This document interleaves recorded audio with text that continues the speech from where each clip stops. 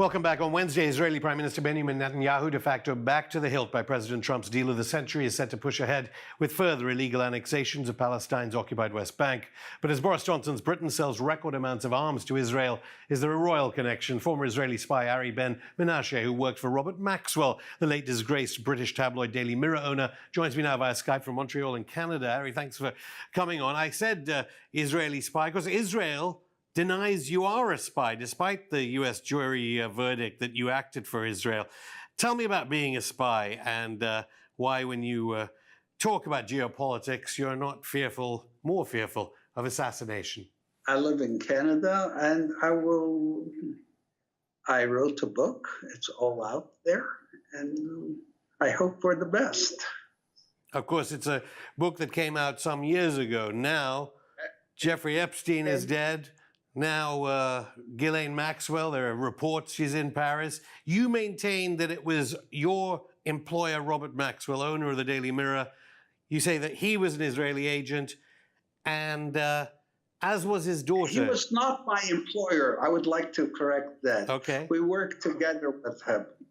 And you say that his daughter, Ghislaine, also, though, worked for Israel, and it was Robert Maxwell who introduced Jeffrey Epstein to Ghislaine Maxwell way before the 1990s, as mainstream media is reporting. Correct.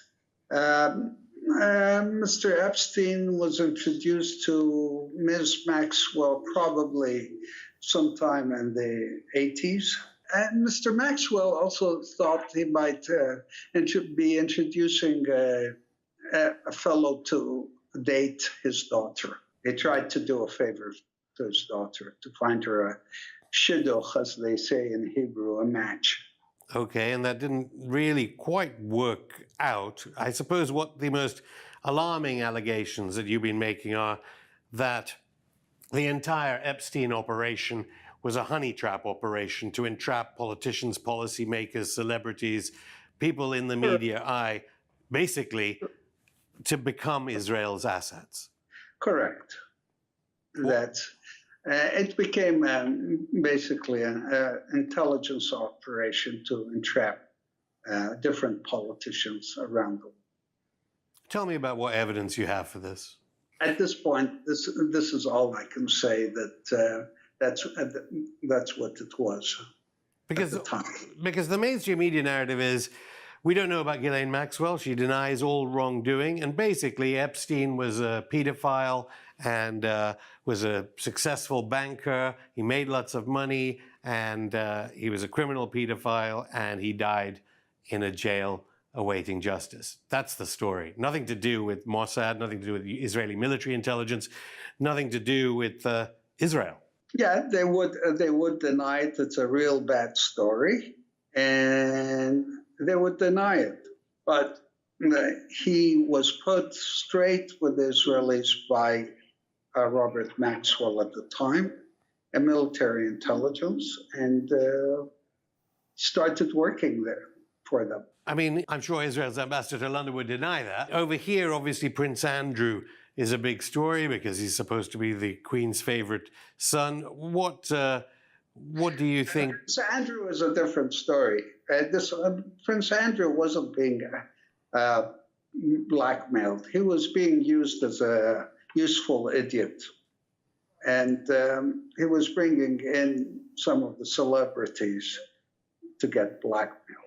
Now, I can't ask you for your sources, but when things have been written about this, Ehud Barak has been named as part of this operation. Tell me about whether you think Barak would have been aware of these operations.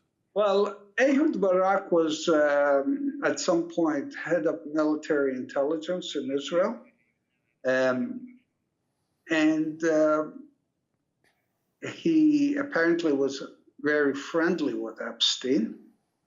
And yeah, he probably would have known about it. The problem, Ari, with your accusations and allegations are that you're not providing any evidence that Israel was part of running Jeffrey Epstein. Well, again, Maxwell was working for Israel.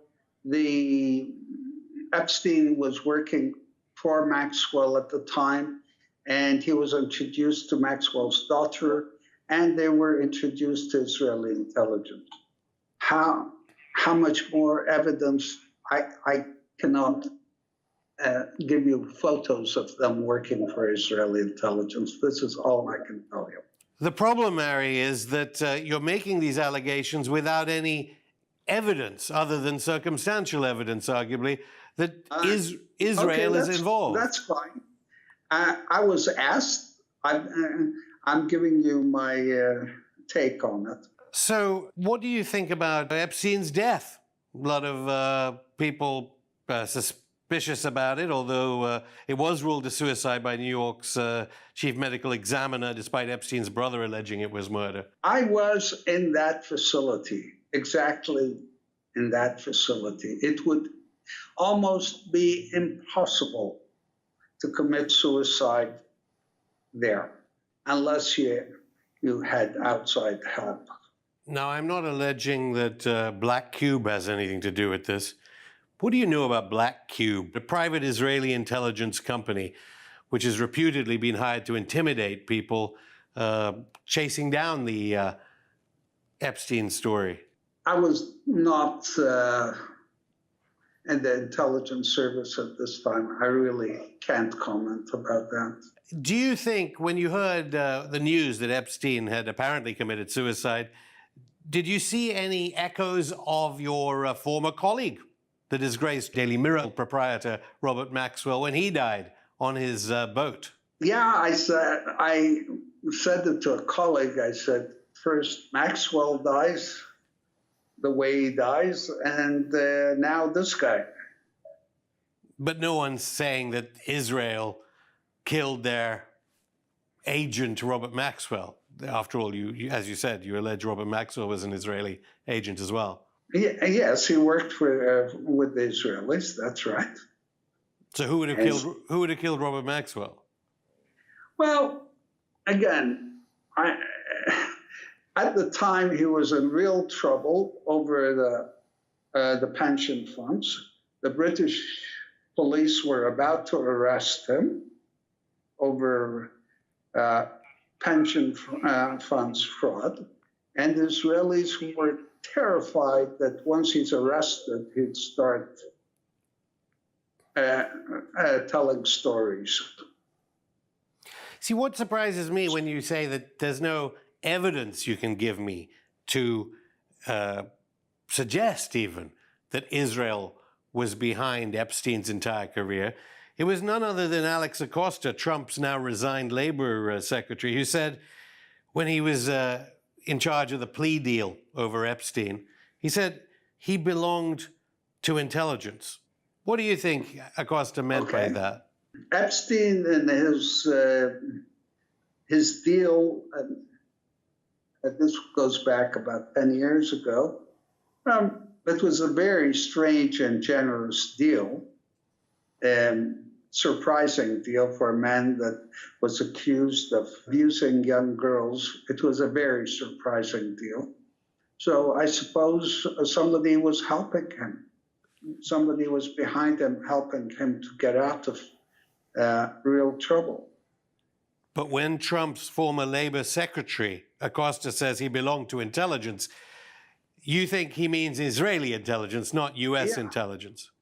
Correct. I think he meant Israeli intelligence. That's right.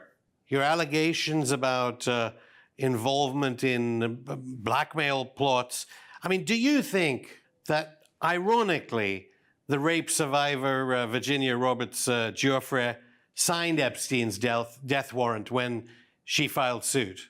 I believe that's what made whomever kill him, because if this lawsuit would have gone forward, there would have been a lot of revelations. Nobody wanted those revelations. You see, you run a big lobbying firm now, Dickens and Madsen. The company's in the news at the moment because of what's happening in Libya. What do you know of General Haftar, whose fortunes rise and wane depending on battles in Libya, where, of course, Britain bombed? I believe that the eastern government of Libya should get rid of him and try to form a transitional government with some elements in Tripoli, not Sarraj. Yeah, the former British ambassador to Libya told us things were not going swimmingly, but the UN recognized government in Libya is the one to support, and that's the one that will win in the end. You don't think so? I don't think so. I don't think so. But I think there has to be a government, a compromise government between the two sides, because they're both pretty powerful elements in Libya. And General Haftar really has to go, and so does Mr. Sarraj, because they're both very, how do you say, very stubborn people that all they care about is themselves being on top. You don't think General Haftar is still a CIA asset? No, I don't think he is, or if he was in the past, I don't think he is right now. My understanding was that he was being helped by various countries, and he's just too stubborn a character to deal with.